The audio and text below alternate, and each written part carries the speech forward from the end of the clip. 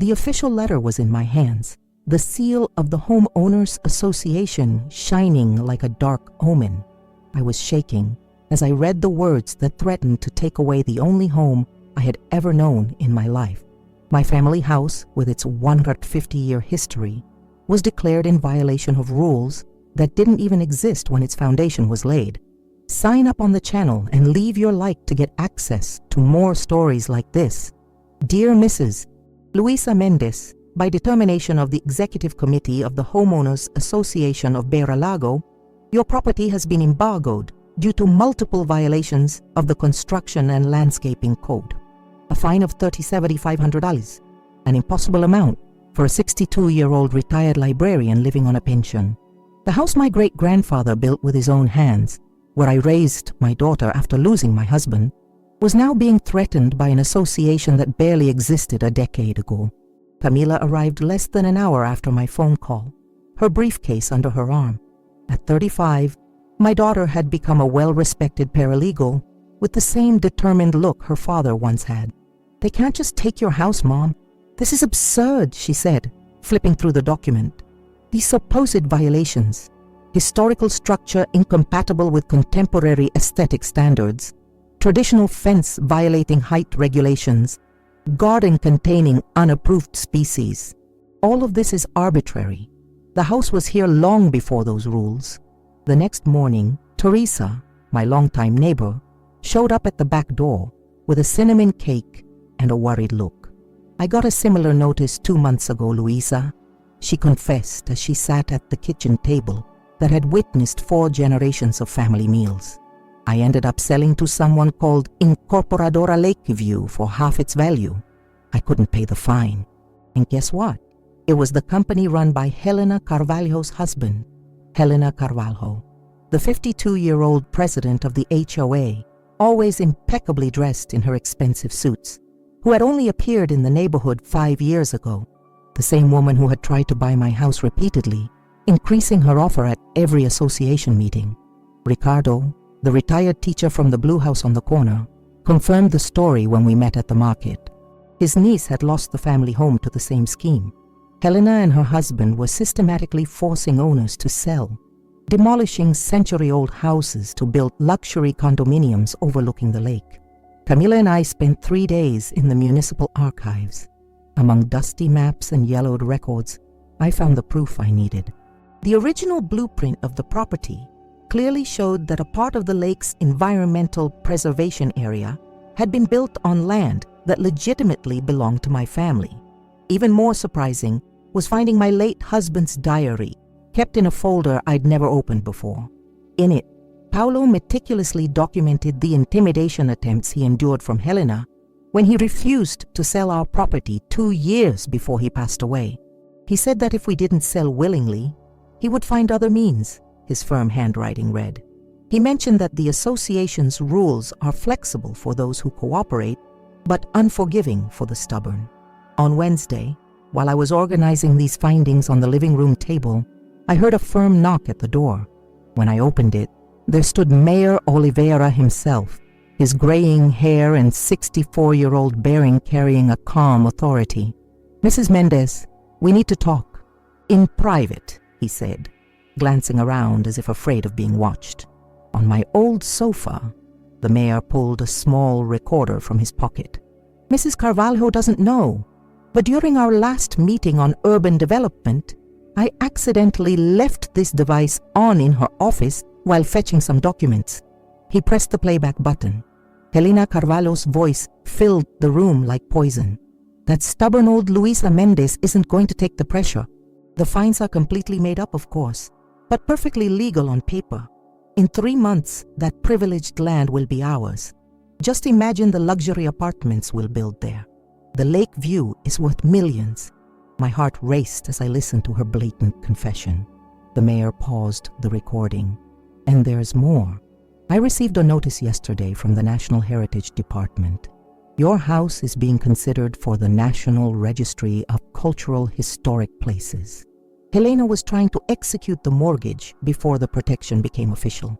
That very night, when I checked my email, I found a summons for an extraordinary HOA meeting the next day. The only item on the agenda, a vote to enforce the mortgage on the Mendes property for unresolved violations. The timing couldn't have been more perfect to confront Helena and her fraudulent scheme in front of the entire community. The community hall was packed when I arrived for the HOA meeting. Familiar and unfamiliar faces turned to look at me, some with sympathy, others with curiosity. Helena Carvalho was already taking her place at the main table, impeccably dressed in her navy suit, whispering with her husband Carlos. I noticed how they positioned themselves like royalty in their tiny kingdom, handing out calculated smiles as they planned the downfall of yet another historic property. Camila accompanied me, carrying a briefcase full of meticulously organized documents. We sat in the front row, and my daughter squeezed my trembling hand under the table. "Good evening, everyone." Helena began right on time at 7, her smooth voice echoing through the microphone. "Thank you for being here on such a rainy night for this extraordinary meeting. We have only one item on today's agenda that demands our immediate attention." She slid her fingers over a genuine leather folder, pulling out printed documents on expensive letterhead. Mendes Property, 78 Jacaranda Street. This residence has accumulated 17 code violations from the association, despite multiple notices sent over the past 8 months. The total fines have reached $3,750 remaining unpaid. According to the statute, Section 12, Paragraph 3, we now call for a vote to execute the mortgage. My heart pounded. Not from fear, but from outrage. 8 months of notices? I had received the first letter only last week. It was a blatant lie. Helena continued, projecting pictures of my house onto the wall. As you can see, the property features unapproved decorative elements, native plants considered invasive by the landscaping committee, and a structure that compromises the contemporary aesthetic of the Beira Lago neighborhood. The manipulated photos showed unflattering angles of my garden, hiding its natural beauty while highlighting a broken fence I barely recognized. Before the vote, in accordance with protocol, I will give the owner, Mrs. Mendes, 3 minutes to present her defense, should she choose to do so. Helena smiled with false generosity, glancing at her watch. My fate was already written. I slowly stood up, feeling the weight of decades of family memories on my shoulders. I walked to the podium as Camila connected her laptop to the projector. "Thank you for the opportunity, Mrs. Carvalho, but I'll need more than 3 minutes considering the seriousness of what I'm about to present." Helena's smile faltered. "As many of you know, my family has lived in that house for 4 generations. Before this association was created, before the luxury condominiums came along, when this neighborhood was just a group of families that respected one another." I signaled for Camila to advance the slide. "This is the original map of the property, dated 1873 and registered at the municipal registry. Notice the line that marks the property boundary." I pointed to the projected image. "And this is the current map used by the City Hall. Notice how the lake's environmental preservation area extends 12 meters into the land that legally belongs to me, land that was confiscated without compensation to create the public access that enhances the value of the new real estate projects." Murmurs spread through the room. Helena stood up. "Mrs. Mendes, that is irrelevant to the violations under discussion. I ask you to stick to—" "I'm just getting started, Mrs. Carvalho," I interrupted firmly. "And what I'm presenting is extremely relevant to everyone here." The next slide showed a page from my late husband's diary. These are notes from my late husband, Paulo Mendes, dated 2 years before his passing. He documents here how Mrs. Carvalho approached him several times to try and buy our property. When we refused, she threatened, quoting verbatim, "Find other ways to get that privileged land." Carlos Carvalho grabbed his wife's arm, whispering something urgently in her ear. Helena ignored him, her face hardening. "These are unfounded accusations from a deceased man. I will not allow my reputation to be tarnished by—" "I have more," I continued, signaling Camila to advance again. "This is a list compiled from 12 historic properties in the neighborhood that received similar fines in the last 3 years. All were acquired by Incorporadora Lakeview for prices far below market value after being embargoed by the HOA. All were demolished to make way for luxury condominiums. The room exploded with comments. I saw Teresa and Ricardo handing out copies of documents to people in the back rows, just as we had planned. And here are the corporate records from Incorporadora Lakeview. Notice the owners: Carlos Carvalho, 60% of the shares; Helena Carvalho, 40%. Helena slammed her hand on the table, completely shedding her polite demeanor. This is defamation. There is no conflict of interest when we strictly follow the rules. This meeting is being taken off course. I'm not finished yet, I stated, my voice firmer than I ever thought possible. I'd like to present my final evidence. I gestured toward the back door. Mayor Oliveira entered, accompanied by 2 plainclothes detectives. Their badges glimmered under the fluorescent lights. Helena's face lost all color. This is a recording obtained legally during an urban development meeting in Mrs. Carvalho's office, explained the mayor as he approached the podium. When Helena's voice filled the room, openly confessing the fraud and conspiracy to take my property, silence fell. Her own words condemned her. That stubborn old Luisa Mendez isn't going to stand up to the pressure. The fines are completely made up, of course, but perfectly legal on paper. In 3 months, that privileged land will be ours. Just imagine the luxury apartments we'll build there. The Lakeview is worth millions. Carlos Carvalho abruptly stood up, trying to reach the side exit. One of the detectives blocked his path with a simple gesture. Helena Carvalho, announced the older detective, stepping towards the table. I am authorized to arrest you for interrogation regarding charges of real estate fraud, conspiracy, extortion, and falsification of public documents. The room erupted in chaos. Neighbors I barely knew came up to me with similar stories of intimidation. Others looked at Helena with expressions of betrayal as she was escorted out, her face a mask of contained fury. Mayor Oliveira took the microphone. Please remain calm. This investigation has been ongoing for months. Today's meeting served as the catalyst to gather the final evidence. I ask anyone who has been a victim of similar practices by the current HOA administration to stay and give a statement. Almost everyone stayed. In the following weeks, the investigation spread like ripples on a calm lake. They uncovered connections with corrupt urban planning officials, bribes to rush project approvals, and a network of shell companies used to hide the true extent of the Carvalho real estate empire. Helena and Carlos were formally charged with 12 different crimes related to real estate fraud. The local newspapers headlined every new revelation, while former neighbors who had lost their homes began seeking justice through civil lawsuits. 6 months later, on a spring afternoon, Camila arrived with the documents for the settlement deal that Helena had finally agreed to. We sat on the porch of my family house, the same one where my great-grandfather used to tell stories at dusk. She avoided a full trial, my daughter explained as she handed over the pages of the agreement.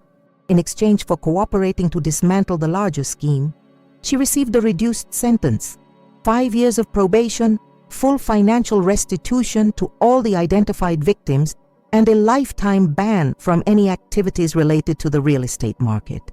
The afternoon sun cast long shadows across the garden as I absorbed the news.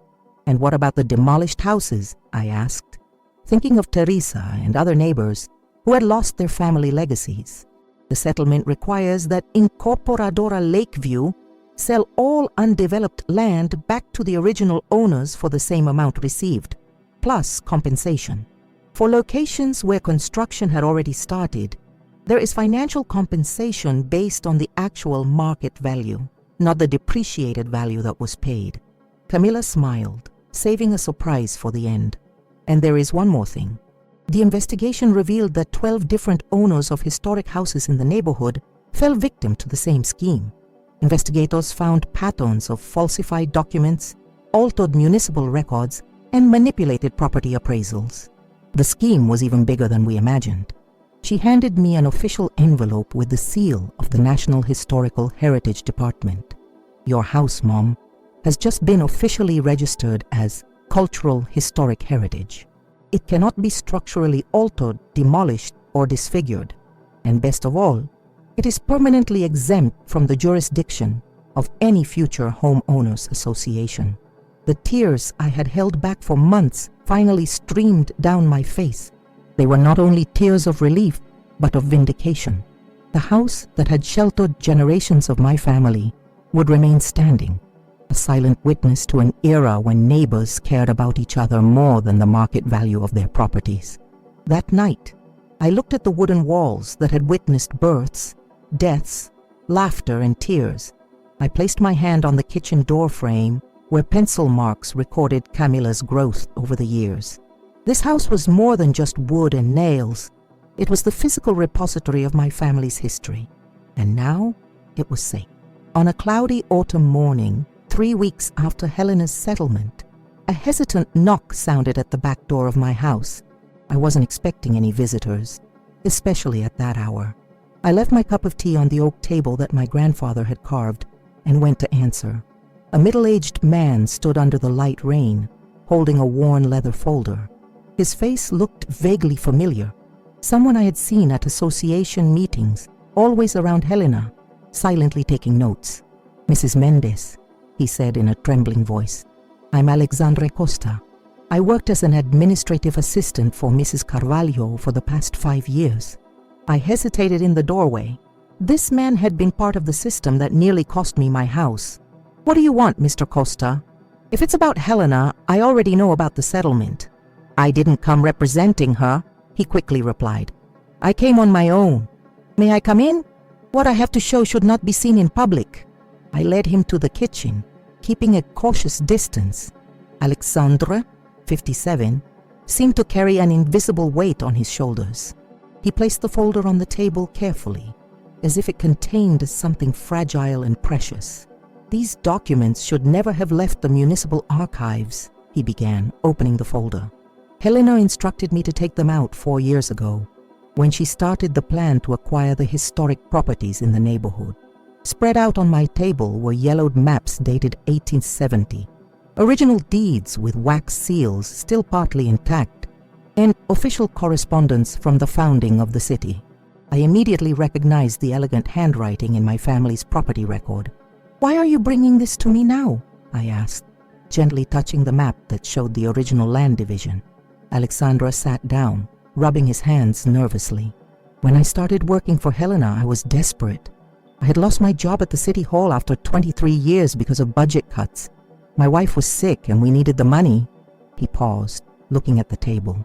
"Helena realized I knew my way around the municipal archives.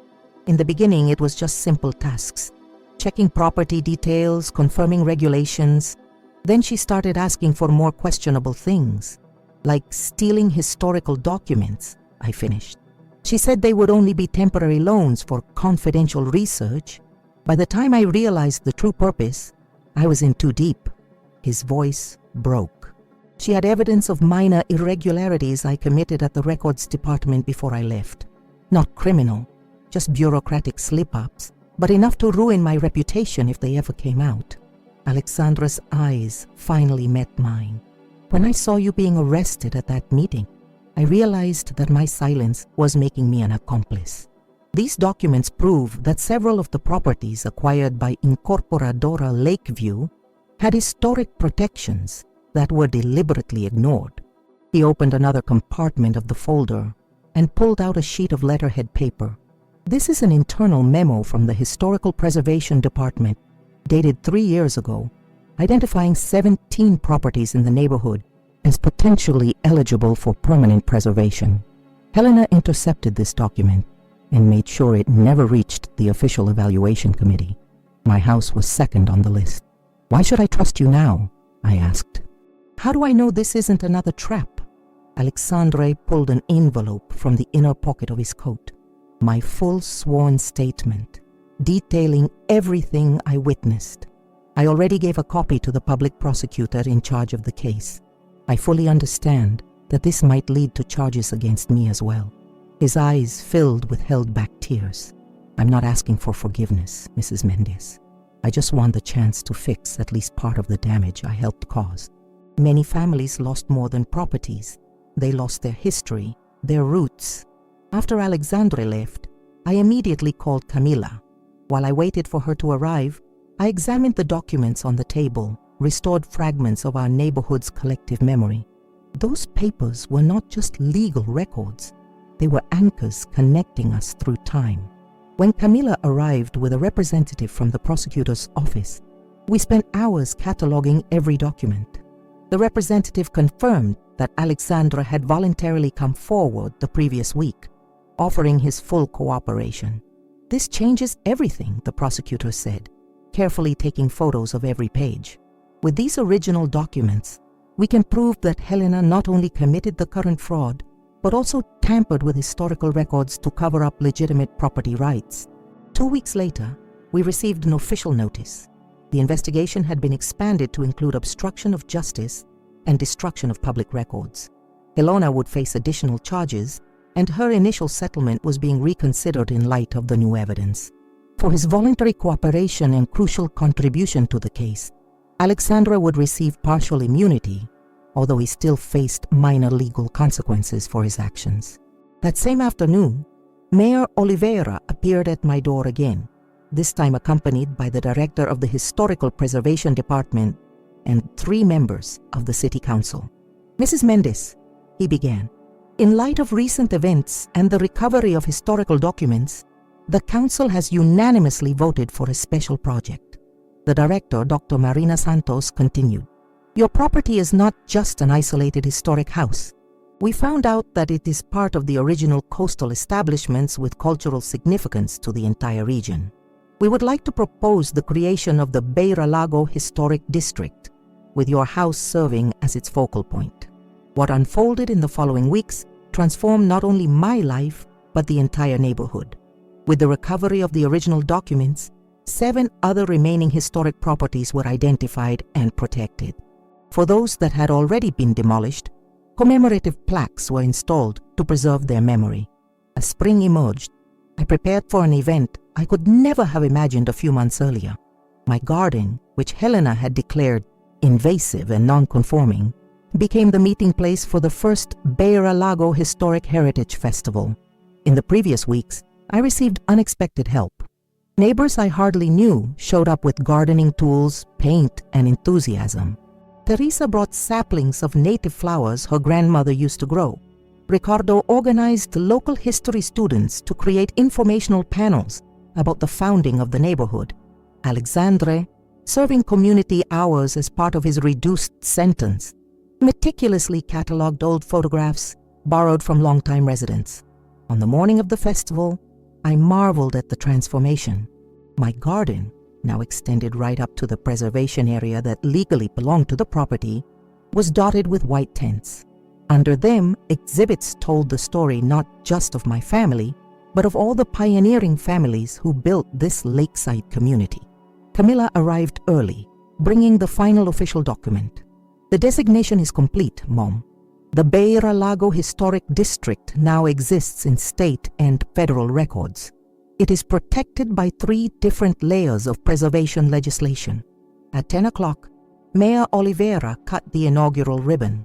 Hundreds of people filled the space: longtime residents, newcomers, media representatives, and families who had lost their homes but returned to reconnect with their roots. During my brief speech, I avoided mentioning Helena or the recent trauma. Instead, I spoke about continuity and renewal. This house has seen 4 generations of my family grow under its roof. It survived storms, modernization, and now an attempt to erase it from the landscape. But a house isn't just wood and nails. It's a repository of memories and values passed down through generations. What we celebrate today isn't just the preservation of physical structures, but the invisible network that connects us through time. The festival became a vibrant demonstration of what our community could be. The new legislation, nicknamed the Mendes Heritage Preservation Law, established clear protocols to balance real estate development and historical preservation. Homeowners associations would have limited power, be subject to independent supervision, and would be prohibited from imposing retroactive regulations on historic structures. Later that afternoon, while I chatted with curious visitors about the original architectural details of the house, I noticed Alexandra standing in the shade of a century-old tree. I approached him and offered a glass of lemonade. "You should join the festivities," I suggested. "This revival is as much your contribution as anyone else's." He shook his head slightly. "I'd rather watch from a distance, Mrs. Mendez. I'm still in the process of making peace with my choices." "Redemption doesn't come from hiding in the shadows," I replied. "It comes from continuing to do what's right, even when it's hard." Reluctantly, Alexandre joined me at a table where Ricardo was coordinating a community project, a huge interactive map showing the neighborhood's evolution throughout the years. His archival skills soon proved invaluable, and for the first time since I met him, I saw a genuine smile light up his face. At dusk, as the festival continued with soft music and lively conversations, I found a moment to sit alone on the porch. From there, I watched the lake shimmer under the setting sun and neighbors sharing stories in the garden, a community reborn from the ashes of greed and manipulation. We were no longer strangers isolated by high fences and arbitrary rules, but active participants in preserving something greater than our individual properties. I ran my hand along the old wooden railing my great-grandfather had carved. This house had almost been lost, not only to me, but to future generations. Now it would remain, a silent witness to the importance of fighting back when fundamental values are threatened. On the horizon, the modern condominiums that Helena had so desired looked strangely out of place, artificial islands in a sea of historical authenticity. Yet even those had their place in the renewed fabric of the community. The festival had also attracted young families from those buildings, curious to learn the story of the place they had chosen to live. As the old street lamps around the garden automatically lit up, I recognized one simple truth. Our victory wasn't just about defeating a fraudulent scheme, but about rebuilding something Helena never understood: the priceless value of a community rooted in its shared history. Sign up on the channel and leave your like to get access to more stories like this. I remembered the words my father used to say while sitting on this very porch. A well-built house protects more than just its inhabitants. It protects your memories.